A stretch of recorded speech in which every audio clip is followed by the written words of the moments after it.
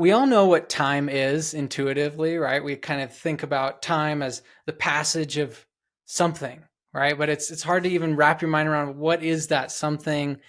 What does it even mean to talk about the flow of time, or our perception, and why does that perception seem to change during different times, right? You can see I'm using this word time in so many different senses, but we can all intuitively understand what I mean by each version of it. But in this episode, we're going to be talking about a bunch of different strange things about time and the brain and our illusions that arise about time. Just the perception of time itself, the way that the brain calculates, measures, keeps track of time. And this is kind of a mind blowing subject, in my opinion. So I'm excited to get into it. Welcome to The Social Brain. I'm Andrew. And I'm Taylor. And this is a show where we dive into how the brain works. If you've ever wondered what's going on inside your mind, even the things that you're not even aware of, then this is the place where we can unpack that and really explore it.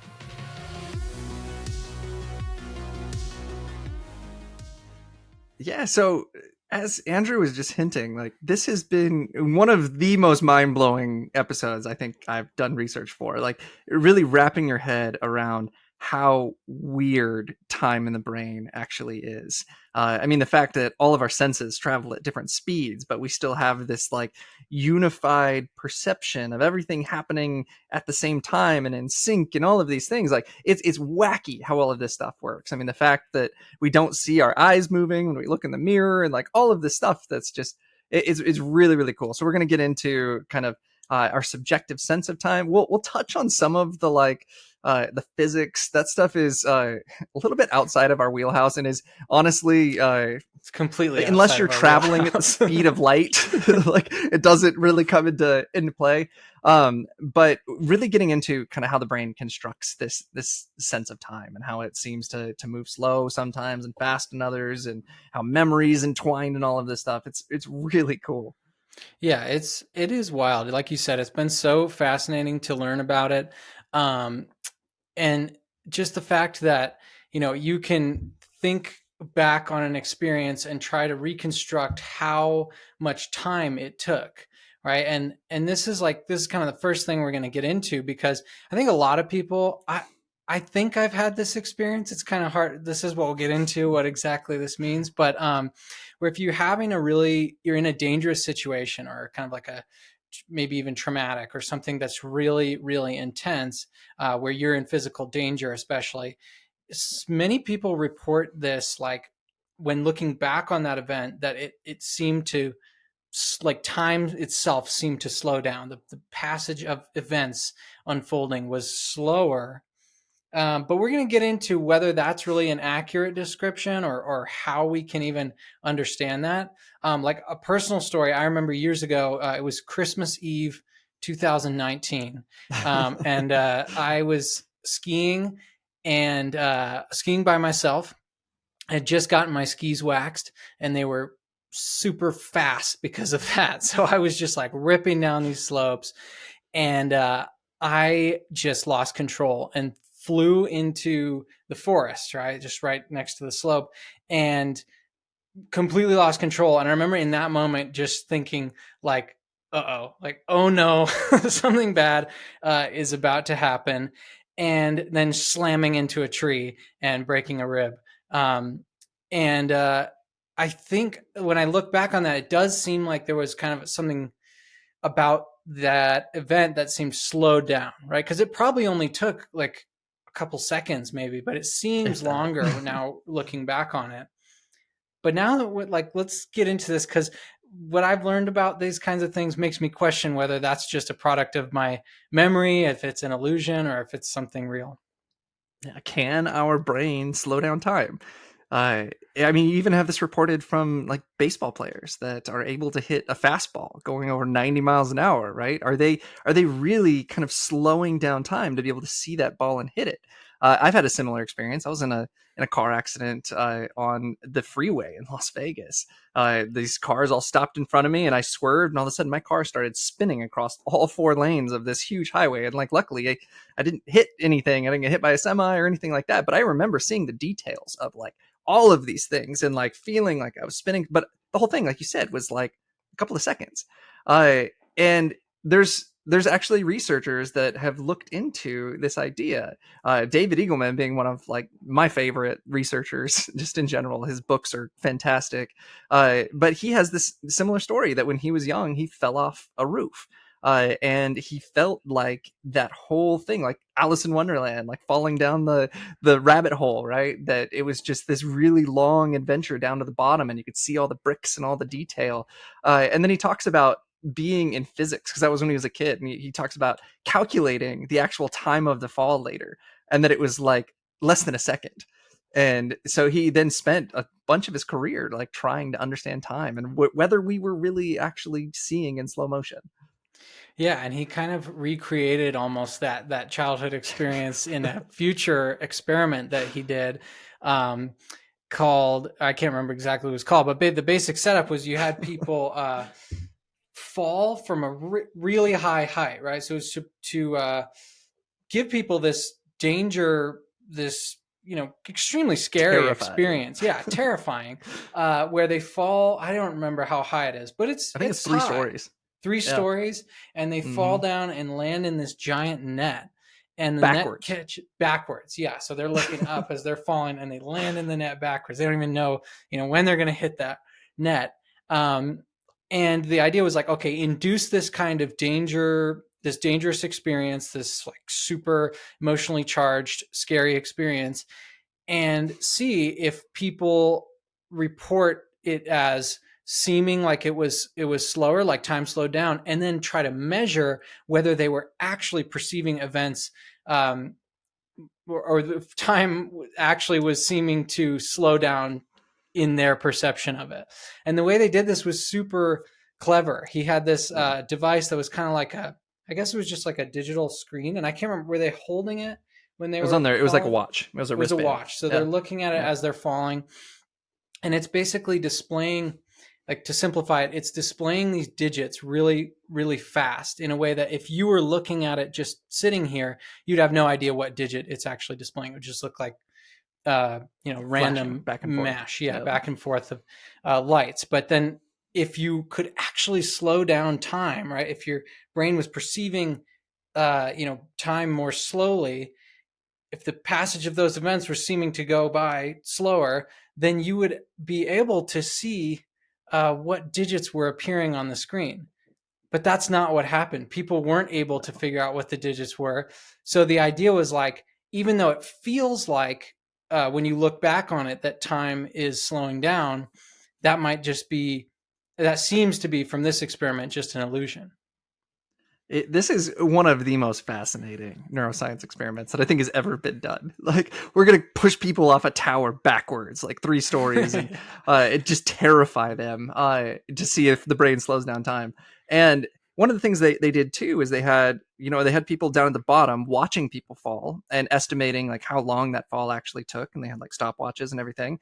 And then they had the people that actually did the fall after. They gave them a stopwatch and they said, all right, I want you to close your eyes and I want you to put yourself back in that scenario and fall and like tell me how long that actually was.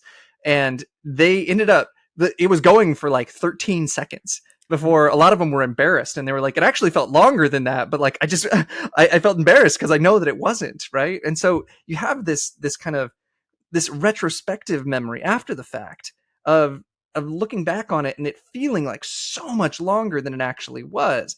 But in the moment, like Andrew said, they had this like watch on and they weren't actually seeing time in slow motion, or else they would have been able to see the numbers flashing back and forth on this watch. And so he really dug into this and he's just like, what is this? Is this some kind of memory trick? Yeah, and his kind of conclusion from that was that it was a memory trick, and it was the result.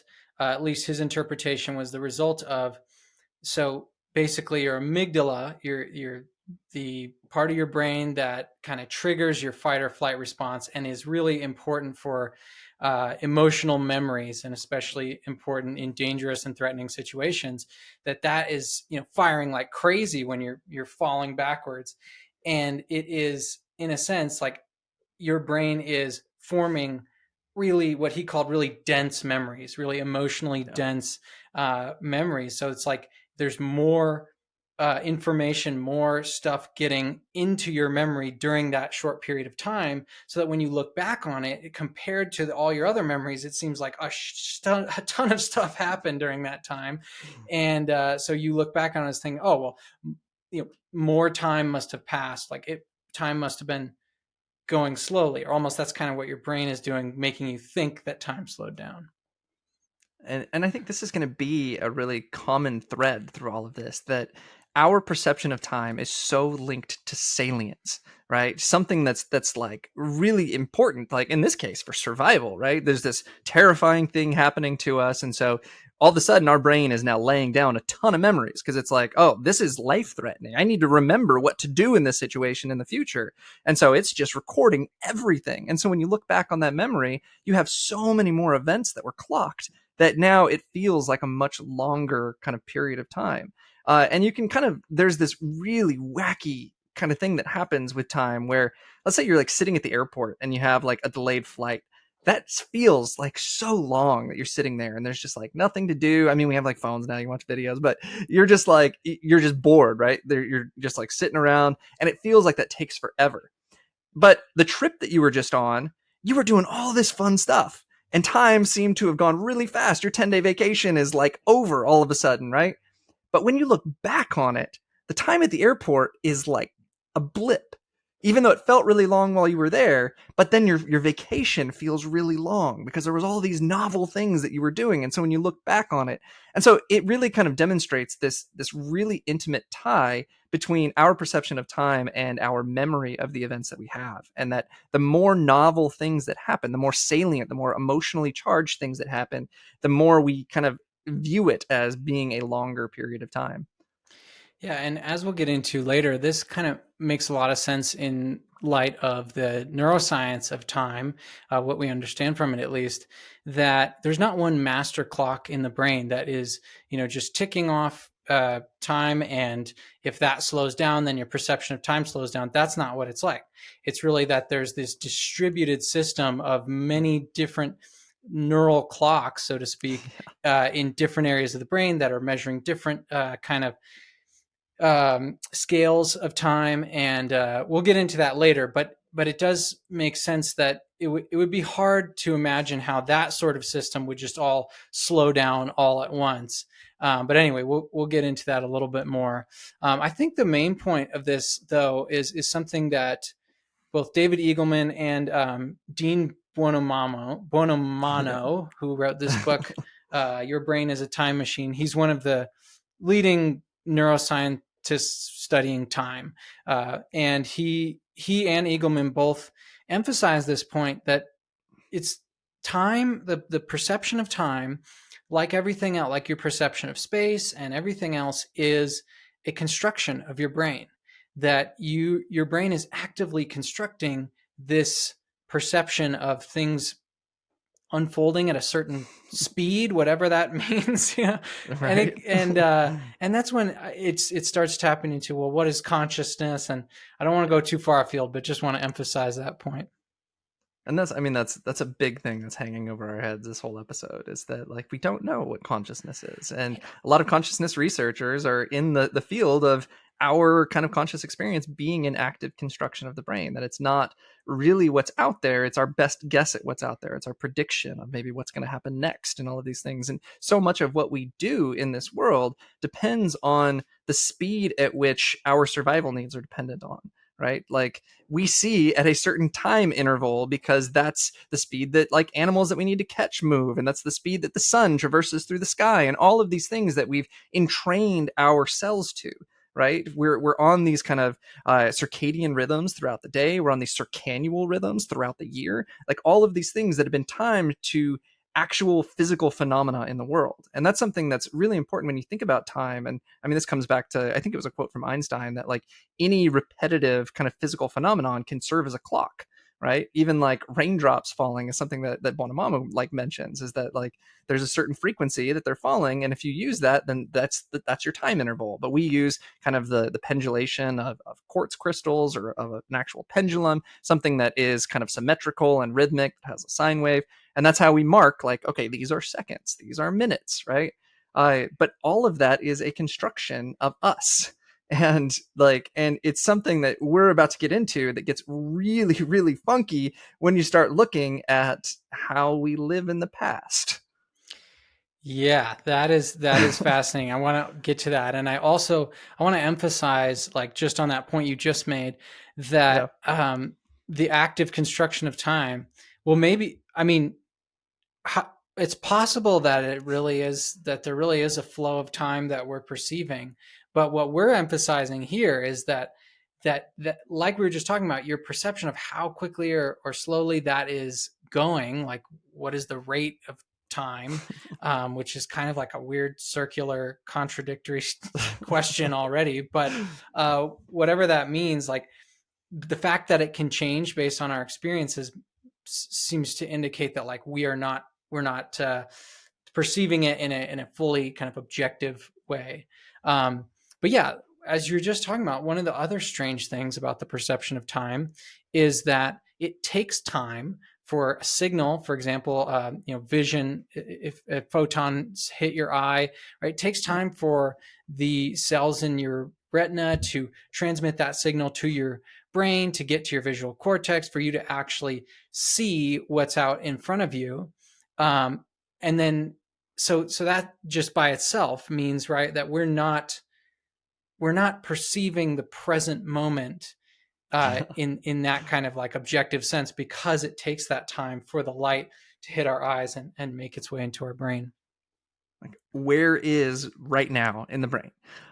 It doesn't make sense. The question doesn't make sense at all. And it gets back to what you were just getting at with this idea of like, there's no one just kind of master clock in the brain. There's no just like ticking quartz crystal in our brain that's like second, second, second. That we actually have multiple different types of clocks that are used for different types of events and things like that. And that's why it feels longer at sometimes and shorter in others. But it's all tied to this fact that our senses are moving at different speeds.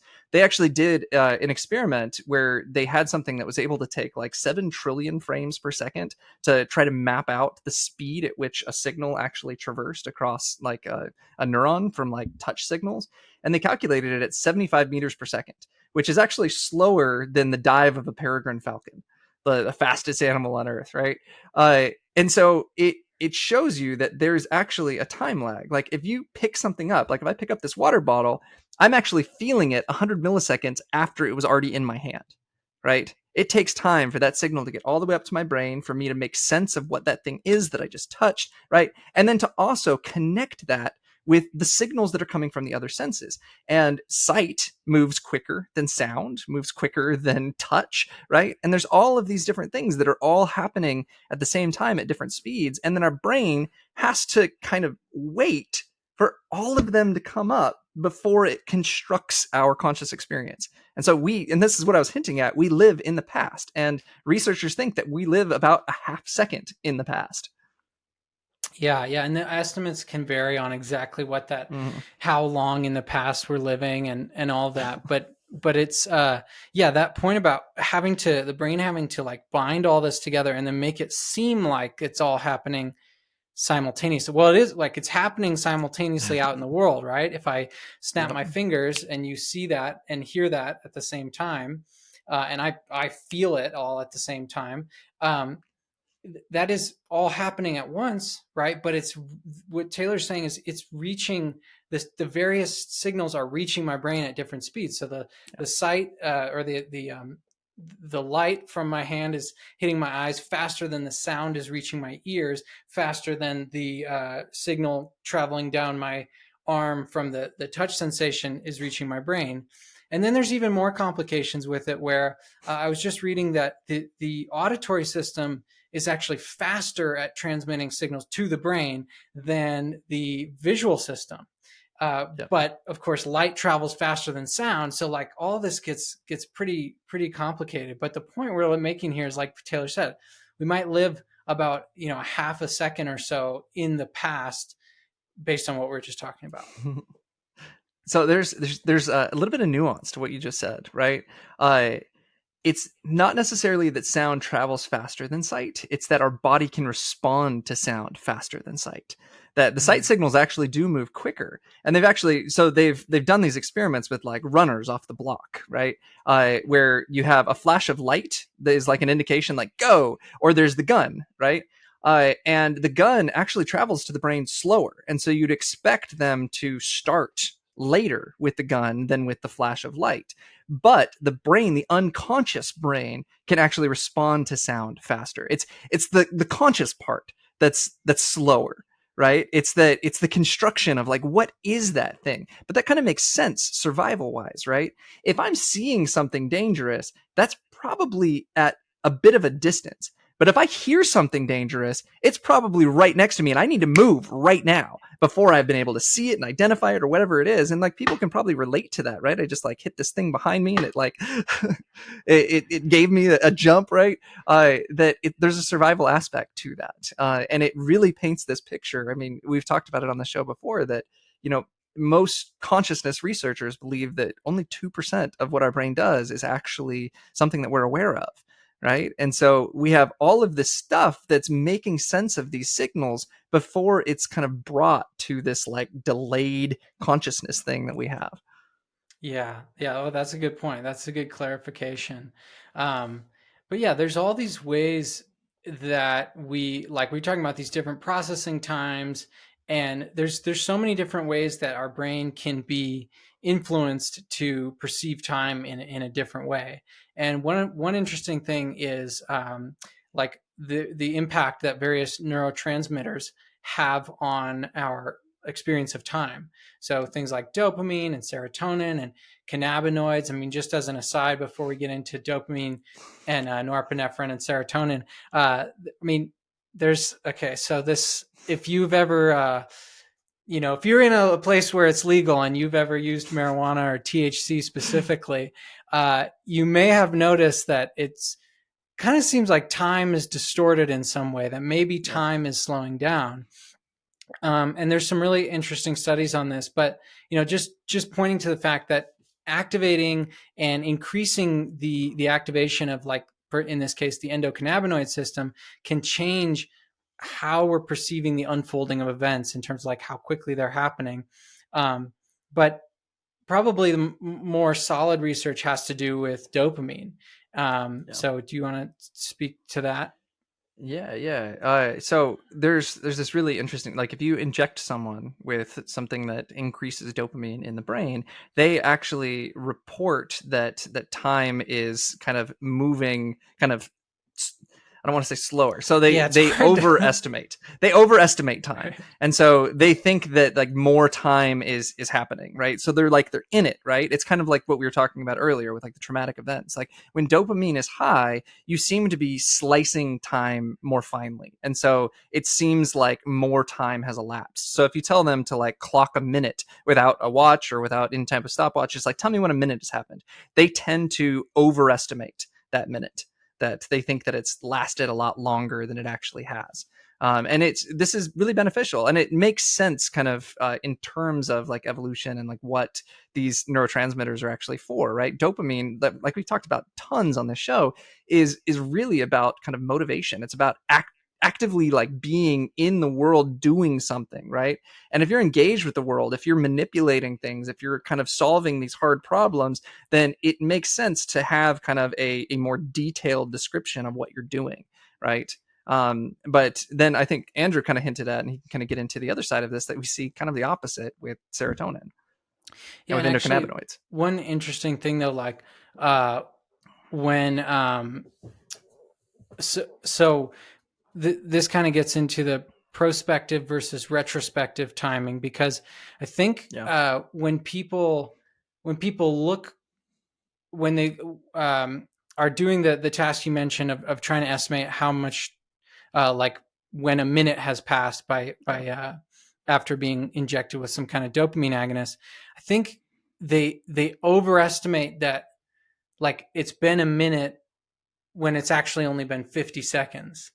Mm-hmm. And actually, I think this more gets into just the terms that we're using to describe this stuff can get really, really confusing really quickly. And that just has to do with, are you taking the like the standard of time, like, is it an internal reference, or are Yeah. you talking about the time that has passed outside? But I just wanted to clarify that, No, because that's a like good right point. when you said, I was like, wait, shoot, no, but no, you're completely right. Yeah, people do overestimate how much time has passed. Yeah. Yeah, completely correct. But getting back to serotonin, it seems like there's at least some research that says that people tend to underestimate the amount of time that's passed at high levels of serotonin, right? Yeah. And so this idea that it's kind of slowing these frame rates, like Taylor's saying, instead of finely slicing them, you're slicing bigger chunks of time as being what, like a moment or a second or whatever it might be. But again, this does get into, are we talking about when you're looking back on it, or is this really Yeah. happening in real time?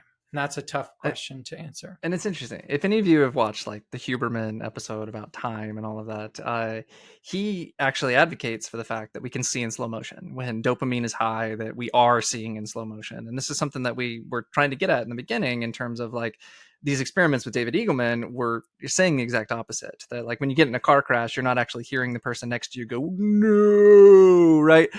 You're just recording more information. And so when you look back on it, it seems like a lot more time has actually passed.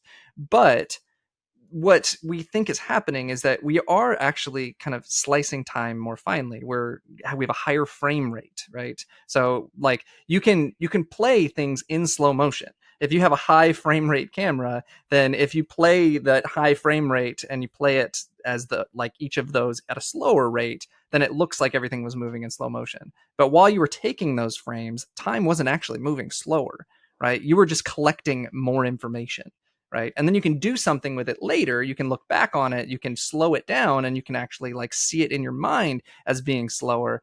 But I haven't seen any convincing evidence that we're actually slowing time down. And like there's the case of like the baseball player that I mentioned earlier, that there's a lot of automaticity that happens with swinging that bat over and over and over and over again, where we talked about there's unconscious components to this and there's conscious components. So our subjective kind of feeling of time might be a lot different than the body's ability to react to something in a certain amount of time.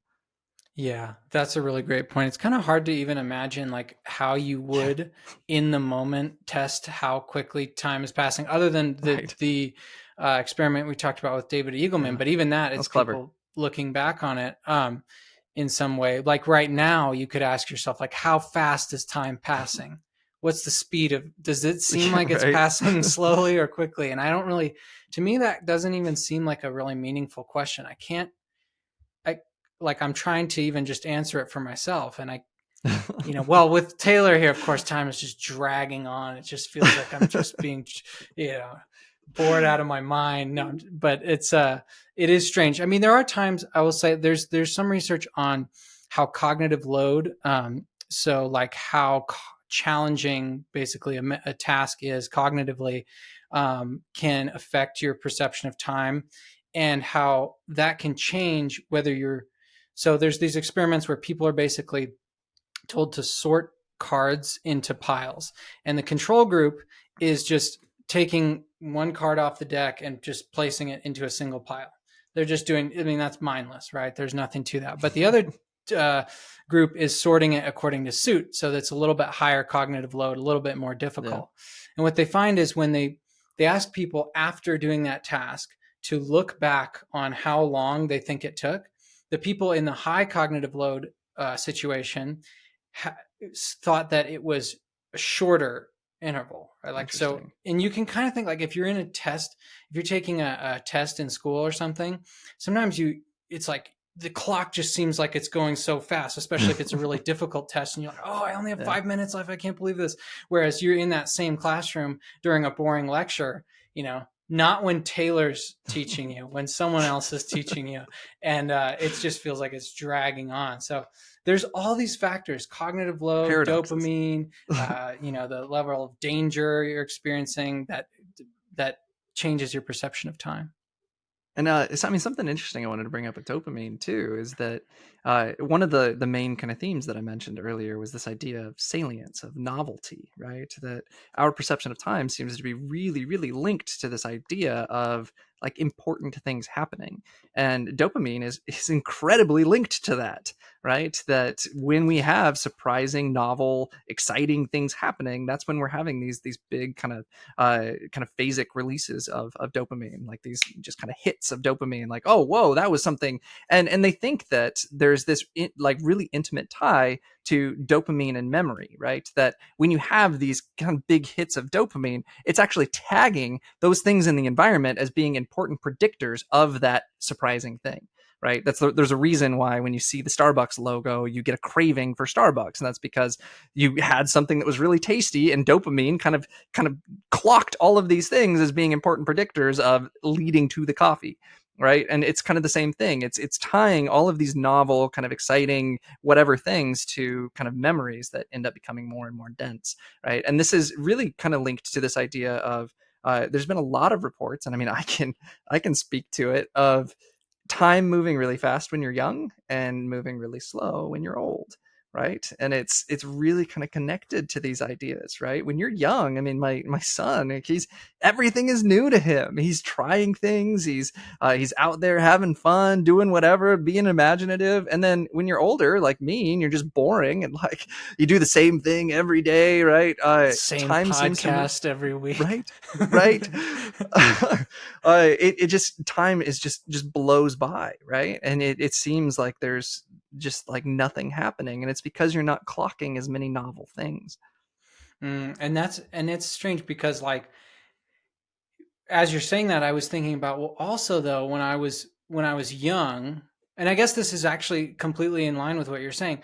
When you're young, like a year, I remember being a teenager and thinking like a year was this a very long time, because like Right. it's a, I mean, part of that might just be like it's a large proportion of your life up to that point. Mhm. It's a 1 year is a Yeah. higher percentage of your life than when you're 30 or 40 or 50 or 60. Like it progressively gets smaller and smaller, and a year like seems to pass much more quickly. But also exactly what Taylor's talking about, as you get older, you get into more of a routine. You get Yeah. into, you're not like every year, you're not in a new grade and having new experiences and blah, blah, all these crazy different things that happen when you're young. It gets a little bit more routine, and so time, looking back on it, seems like it's passing faster. Yeah. Again, I'm No. getting this. Right. And there's I just like there's paradoxes with this, because Yeah. subjective in the moment time is different than reflective time. And I mean, I look at, like, so my son is 4 years old now, right? And high school was 4 years, and the 4 years of him being a little kid went by like that, compared to like, oh my god, I got to be in high school for 4 years, right? I mean, I tell like new undergrads that I've been in grad school for 7 years, and they're like, oh my god, 7 years, that's like forever. uh and it feels like I started like 6 months ago, right? I mean, it's just because there's so much repetitive stuff, routine stuff, and not even because, like, there are paradoxes with this, right? Because like there is still a lot of novelty in what I do. Like, I am researching kind of new things, I'm reading new articles, I'm learning new stuff about the brain every week as we prepare for this podcast, right? uh but I think that there's something to do with like the kind of salience, the kind of novelty, that like this stuff is more for just like self-actualization, of like making myself better. But I think the things that really lay down those like long memory things are things that are just like so different, and so just like life threatening, or like I'm in a completely different environment because I'm coming back to the same house over and over and over again. Like, I'm doing new things, but the whole environment is really similar, right? Yeah, and this kind of gets back to our episode on adolescence, where Mhm. there's, I mean, the theory that seems most compelling to me and seems to fit the evidence is that adolescence is really this period for gathering new experiences. Yeah. So during that, not young adulthood, but pre-adulthood, right, where Yeah. you're before you're like 20 something, you're gathering, like your brain is really set up in a lot of ways physiologically, psychologically, to take in and gather more experiences, and especially novel experiences. Yep. And novelty seeking peaks in adolescence, and all of these things that we're talking about, novelty seeking associated with dopamine and these So novel yeah, I was about to say dopamine. experiences. Yeah, exactly. So Yeah. it does make sense in the light of that developmental stuff as well. And that was something I brought up in the adolescence episode, is that like I remember more of what happened when I was like 16 to 20 than I remember what I had for breakfast yesterday. Right? Like there's so much more dense memory during that time, and a lot of it was because we were laying down memory to be able to survive later, right? And it's this stuff that's really tied to kind of personal need and personal kind of like how do I go out in the world and kind of be a functioning member of society and learning those skills? It all of this stuff just kind of it blows your mind, and it's It does. I think one of the things that I really wanted to get to too was and I think that we have it on here. So is this idea of not having a master clock, right? Yeah. I mean, this goes back to phrenology. If anybody knows what phrenology is, that was like 1800s, where they thought there was like a specific part of the brain for every kind of mental faculty that we have. And when you look at the pictures of like phrenology of the brain split into like the the nice region and the music region and like all of these things, there's a region that they identified that like this is the clock, this is what's Right. keeping time. And when you really look at the temporal dynamics in the brain, there is so many different types of clocks, and that is fascinating, that we'll kind of get into here now. One of these really cool things is there are new techniques now for kind of studying MRI data. And there's this one of my kind of like idols in the neuroscience world is a man named Uri Hassan, that discovered what are called temporal receptive windows. This is like one of the most fascinating kind of new discoveries about the brain. We knew for a long time that there were spatial receptive windows, that there were certain cells like in the visual cortex that would respond to specific areas of space, right? But he's starting to show that there are kind of different types of kind of time receptive windows where let me put this into perspective, right? So he has this really good quote that he says, the present contains nothing but the past. And that's kind of what we've been getting at, right? Like we live in the past. You have to wait for a signal to get from your toe to your brain. If you touch your nose and your toe at the same time, you feel those happen at the same time. But that's impossible, right? Because the signal from your toe took a long time to get to your brain, and your brain had to just wait for all of that stuff to happen, right? And so what his idea was he said, let's look at if there's different parts of the brain that are sensitive to different kind of portions of the past, different lengths of the past, right? And what he discovered, so he did this really clever controlled experiment where he had this whole narrative. It was kind of like a a comedy skit that had been done, like someone on stage, and he had people in the MRI scanner that were listening to this.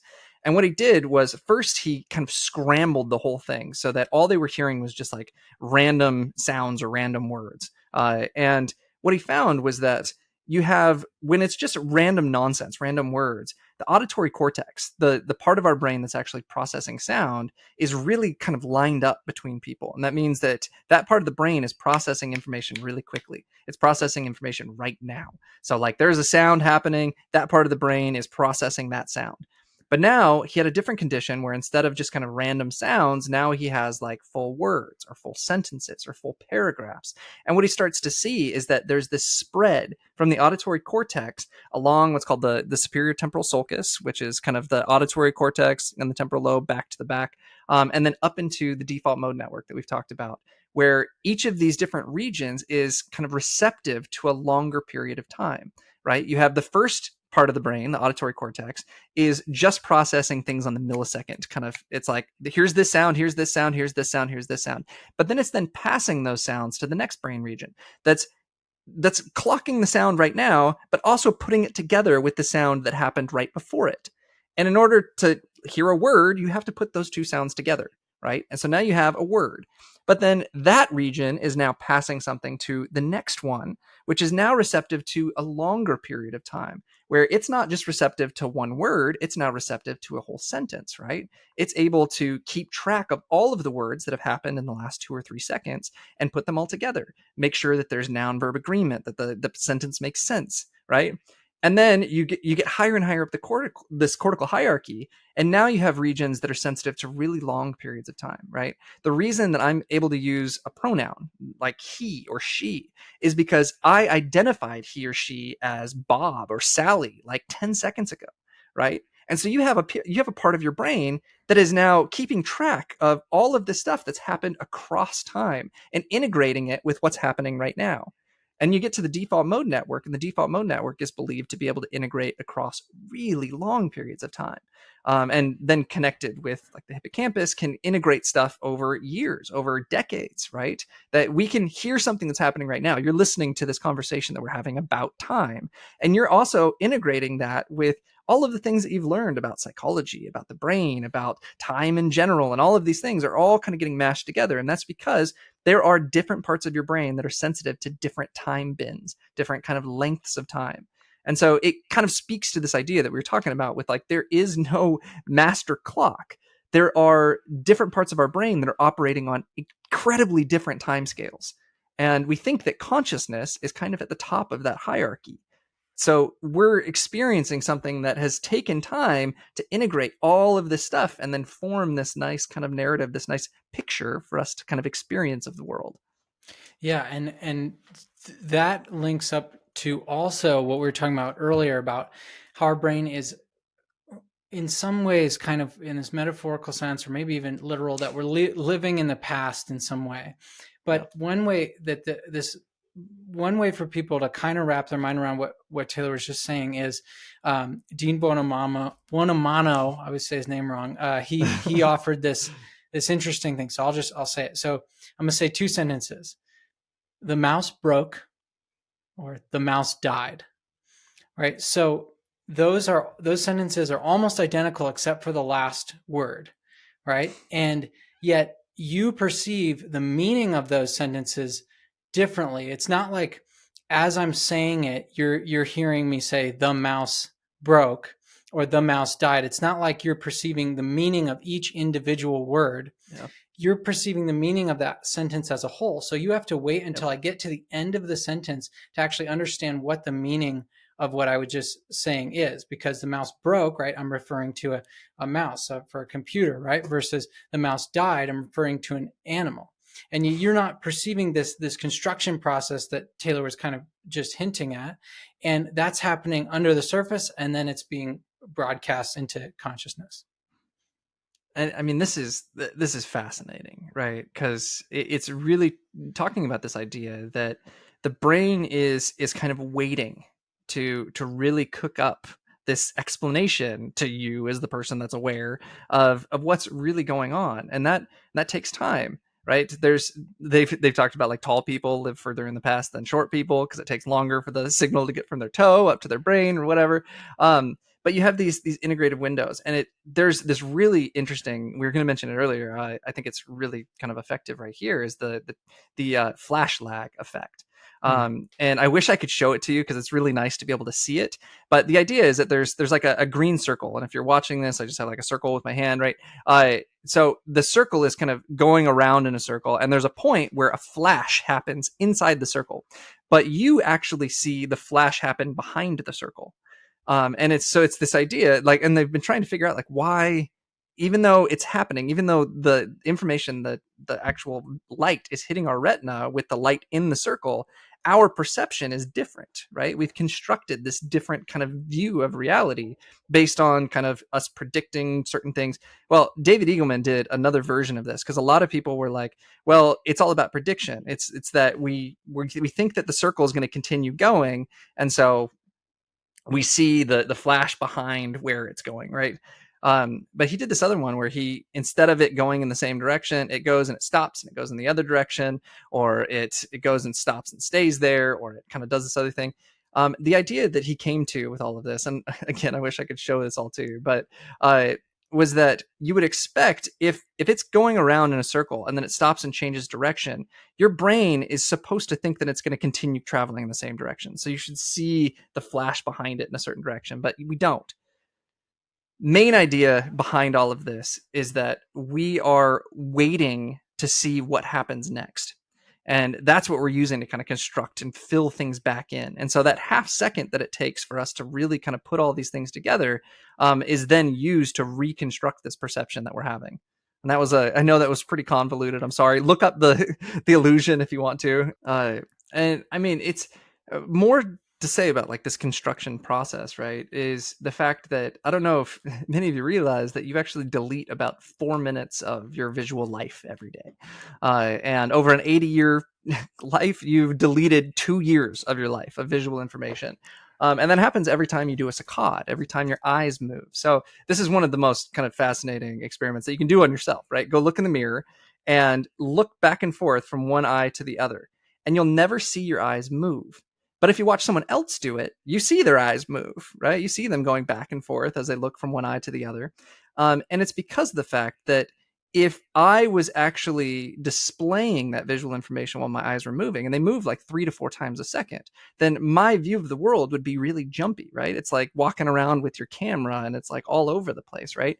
And so the brain actually deletes all of that information and then backfills it with stuff that looks like it's flowing in time. You also see this if you're looking at a clock and you look away and then look back, it doesn't look like the hand actually moved. It's kind of the clock lag effect. But it's just kind of, it all kind of paints the same picture that our kind of reality, our conscious experience is a construction of the brain to try to make sense of what's important to us. Yeah, no, that was funny. You lagged for a second, and all I heard was right when you got back. Is it lag effect? So, yeah.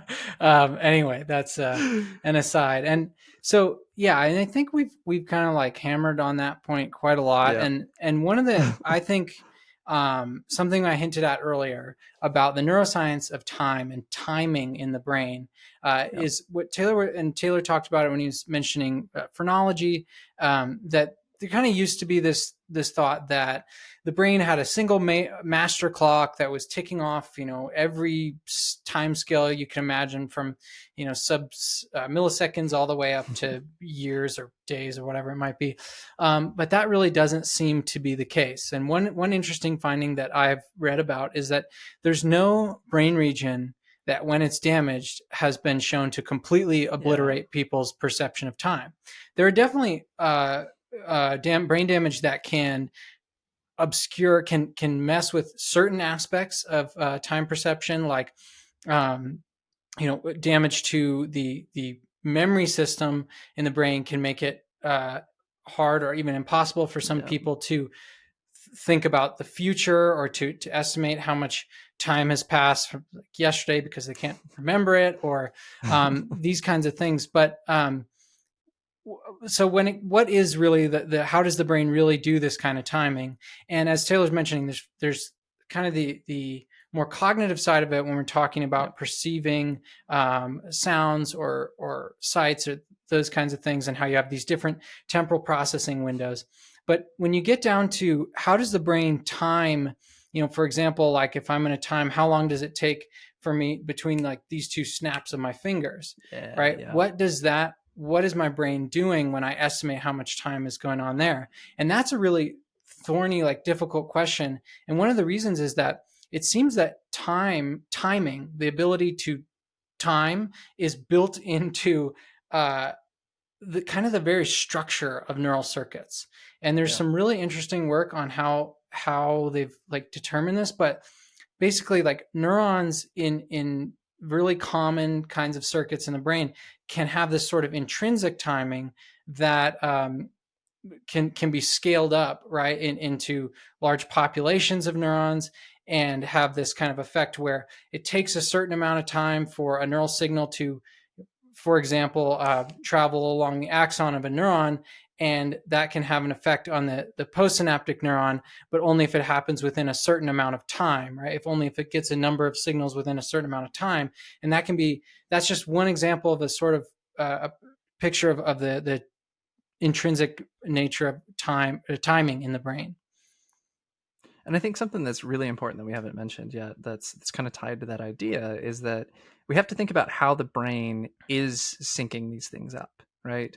That there are these signals that are happening from sound, from sight, from all of these things. How does the brain know how to put them together in time? And a lot of it, what people think, has to do with cause and effect.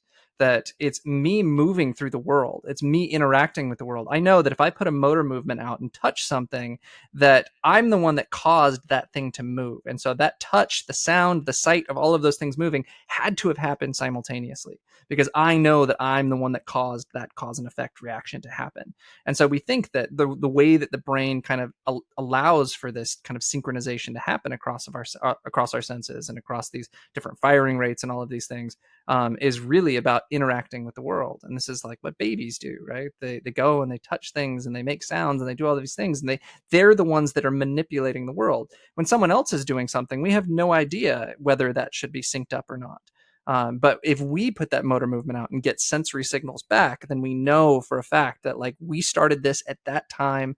And there was a really interesting experiment that kind of demonstrated this. It was another Eagleman experiment that was really cool, where they had these people, they push a button and they introduced a kind of lag. It was like 100 milliseconds. Then they would flash a light. So they push a button.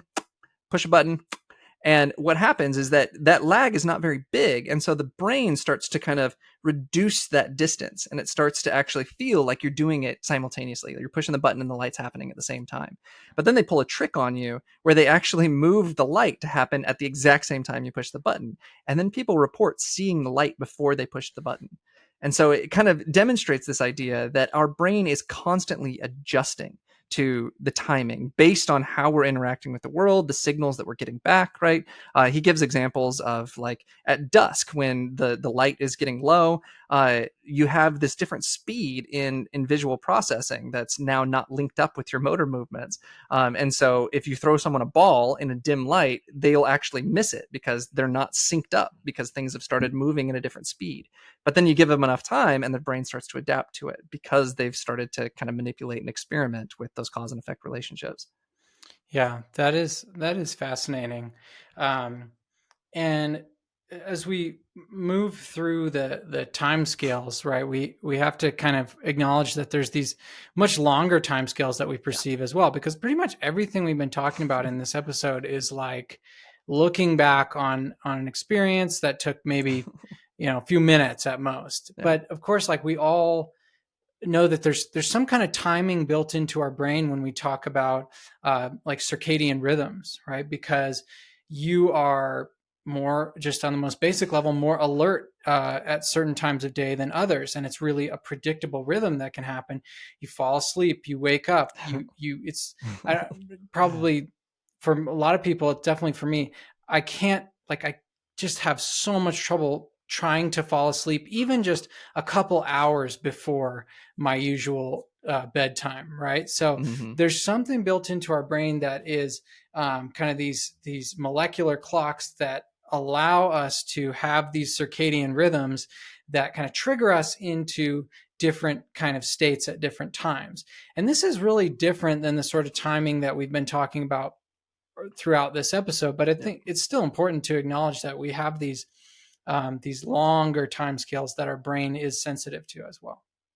Yeah, and I mean, my alarm clock doesn't have a snooze button, right? My 4-year-old wakes up at 7 o'clock every single morning, right? And it's just something that's like he's entrained to it, right? And there's also like there's genes in our cells called clock genes that are kind of tuned to 24-hour cycles. There's circadian rhythms because of the way that the light is getting less and less throughout the year that affects our melatonin levels, that makes us sleepy at different times, and all of these things. So like our body is entrained to the environment. And when you deprive people of sunlight or anything like that, their time perception in general gets thrown off.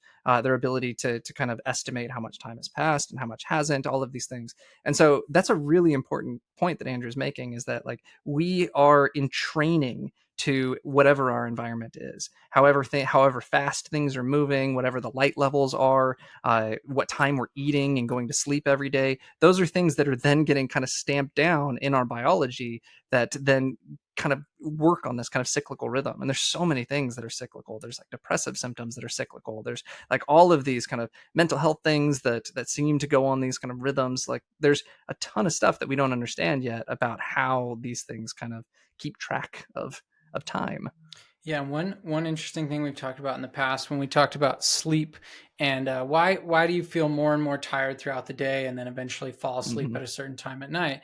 And this is just one example of like a circadian rhythm, kind of to Yep. give people an idea of the mechanism that we're talking about. It can Yep. differ in different cases, but in this case, one of the things that's happening is researchers refer to this as like sleep pressure. So the like basically how sleepy you are throughout the day. We can conceptualize it that way. And um, one thing that's happening is that there's this neurotransmitter called adenosine, and adenosine is really involved in brain regions that are involved in putting you to sleep. It's really important for activating those brain regions. And throughout the day, adenosine levels build up in your brain. Yep. They get big, higher and higher throughout the day, so that like by the time you're going to sleep, adenosine is at its peak and is putting you to sleep basically. And then it goes down, and you wake up in the morning, and you've got less adenosine, right? And caffeine works on the adenosine system. It blocks that interaction. So that's why caffeine is so bad for sleep, but so good at waking up in the morning. So that's just like one example of one of these sort of biochemical mechanisms that's happening. And I think kind of as we get to the end of the episode, one of the things that I really wanted to kind of highlight is the incredible capacity that the human brain has for time, for perceiving time, for manipulating time at a mental level. Like we have the ability to simulate time. We have the ability to time travel in our mind, right? And it's because we have this incredible capacity to link cause and effect relationships over these long periods of time, right? Time is the most common word in the English vocabulary, right? We've said it like 1,000 times this episode. Time, There's another one. right? But because of this fact that we're able to integrate over longer and longer periods, right? The default mode network and all of these things, and bringing in the hippocampus and memories and all of this, is that it allows us to create narratives. It allows us to really kind of stretch out and think about how time could unfold in order for us to be creative, right? And this is one of the kind of time manipulation things that we have the ability to do that allows for the success of our species, is that we have this ability to really think through an entire cause and effect relationship. Buonamamo has this great quote that he said about how he thinks that humans are the only ones that really understand pregnancy, because it's this cause and effect relationship where you have sex and then 9 months later, 10 months later, right, you have a baby. Like, do other animals actually put those two things together, right? And this, I think, is just something that makes the human brain fascinating in terms of our ability to. I mean, this is his whole "The Human Brain is a Time Machine." That's the title of his book, right? Is really this ability that we have to manipulate and construct these really interesting and weird time things in our brain. Yeah, it's so interesting. He has another great quote that he says, if you were to unwisely summarize the function of the brain in 3 words, it would be anticipate the future. And I think that's a really great way to think about Yeah. this. Like our brain in so many ways is about anticipating the future, Yep. about especially as humans, like living our lives, we have to think about what are future conditions going to be like? How do I act in a way that is going to bring about a future that's more desirable than what it would otherwise be? And to Yep. do that, we have to engage in this kind of simulation, this future simulation that Taylor was just talking about. Now, only thing I'll mention is on the pregnancy in animals thing. I was thinking about that, and I was like, I used to work with mice, and Yeah. mice it's like a 14-day gestation period, so it's only 2 weeks, right? But I get then I think, okay, well, that's like a really long time for a mouse, so maybe Yep. they don't put two and two together. But then again, there's not a whole lot going on in their lives. They're just like in their boring cages and stuff. So anyway, I might have to look deeper into whether other animals connect the, the Right. pregnancy And I to don't want to sex. like put it out there that like I'm we're just kidding. special, but it's a matter of extent. And I think that other animals have the ability to think about time, to think about longer cause and effect relationships, but we have this incredible capacity for that we've developed, right? And so I think we're at about time for today. Yeah. Sorry that it's taken some time for us to do this one, but this was a fascinating one to research, and I really hope that like everybody kind of came away with just some intuition of the wackiness of all of this, because it's weird when you really start looking at all of this. And like, we did a whole episode on free will, but this is one of those things that I've come across that makes it hard to like steer away from determinism. And I still have like my beliefs about that, but this one really kind of hit some chords with that one. So Yeah, yeah, I hear you. I think that could be a whole nother conversation for next time, but right. next time. But yeah, I mean, I'll just say, I think that a lot of this that we're talking about, it hinges again on what is consciousness, and what are we Yeah. talking about when we say a perception is conscious or an action is conscious, and that it could be a whole podcast, let alone another episode. Right.